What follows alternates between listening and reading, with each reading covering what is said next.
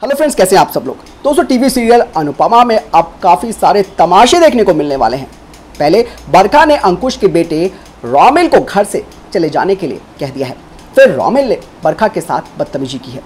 आदित्य से भी ये सब बर्दाश्त नहीं होगा और वो रोमिल के कमरे में जाकर उसके साथ हाथापाई करने लगेगा। दोस्तों, ऐसे में अनुज और अनुपमा भड़क जाएंगे और वो अब बड़ा फैसला करने वाले हैं। दोस्तों, अनुपमा सीरियल के एपिसोड में ये दिखाया जाएगा कि जब अंकुश बरखा की बात नहीं सुनेगा तब बरखा अंकुश के नाजायज बेटे से बात करने जाएगी। वो रोमिल से कहेगी कि यहां से निकल जाओ। बरखा का बिहेवियर देखकर रोमिल उसके साथ बदतमीजी करेगा।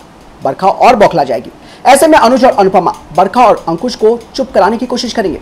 अनुपमा की बात सुनने के बाद अंकुश प्यार से बरखा को समझाने की कोशिश करेगा, लेकिन दोस्तों बरखा साफ साफ कह देगी कि कोई भी औरत ये बर्दाश्त नहीं कर सकती कि उसकी पति की जो नाजायज औलाद है वो उसके साथ घर पर आकर है।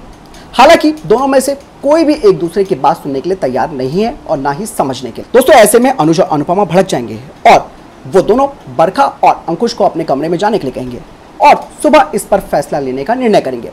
बरखा अपने कमरे में जाकर रोने लगेगी। अधिक से भी यह बर्दाश्त नहीं होगा। ऐसे में वो रोमिल के साथ हाथापाई करने लगेगा।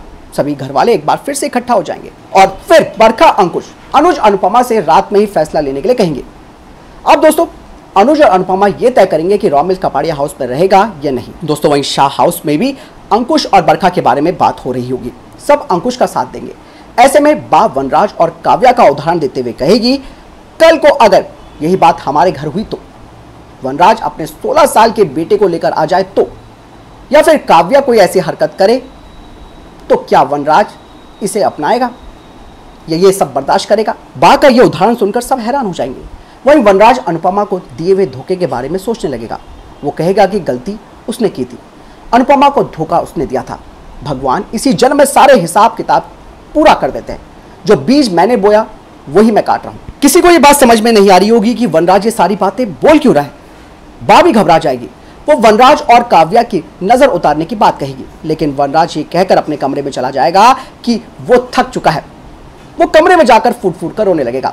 वही काव्या को कुछ समझ में नहीं आएगा कि वो वनराज शाह को शांत कैसे करे। हालांकि दोस्तों, काव्या वनराज से बात करने की कोशिश करेगी, लेकिन दोस्तों वनराज उसकी बातें सुने बिना कहीं और चला जाएगा। दोस्तों, टीवी सीरियल के प्रोमो में दिखाया गया है कि वनराज अनुपमा को कॉल करेगा। ऐसे में अनुपमा घबरा जाएगी। वो पूछेगी कि बच्चे ठीक है ना, तो वनराज कहेगा मैं ठीक नहीं हूं अनुपमा, और फिर वो उसे नीचे आने के लिए कहेगा।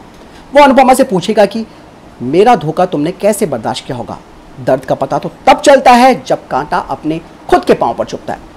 ऐसे में अनुपमा को गुस्सा आ जाएगा। वो कहेगी कि इस बारे में कोई बात वो नहीं करेगी। बहुत मुश्किल से उसने अपने इस दर्द को भुलाया है। इसके बाद वनराज वहां से चला जाएगा। अनुपमा मुड़कर देखेगी तो अनुज दरवाजे पर खड़ा होगा और वो अनुपमा से पूछेगा कि यहाँ पर वनराज क्यों आया था, वो भी इस समय। दोस्तों, यानी कि बहुत सारा ट्विस्ट और ड्रामा टीवी सीरियल में होने वाला है और कई सारे मोड़ इस टीवी सीरियल में दिखेंगे। आपको क्या लगता है इस बारे में, मुझे कमेंट सेक्शन में लिखकर जरूर बताएगा। मैं तो नए वीडियो के साथ वीडियो को लाइक और शेयर जरूर कीजिएगा। Stay tuned, good bye.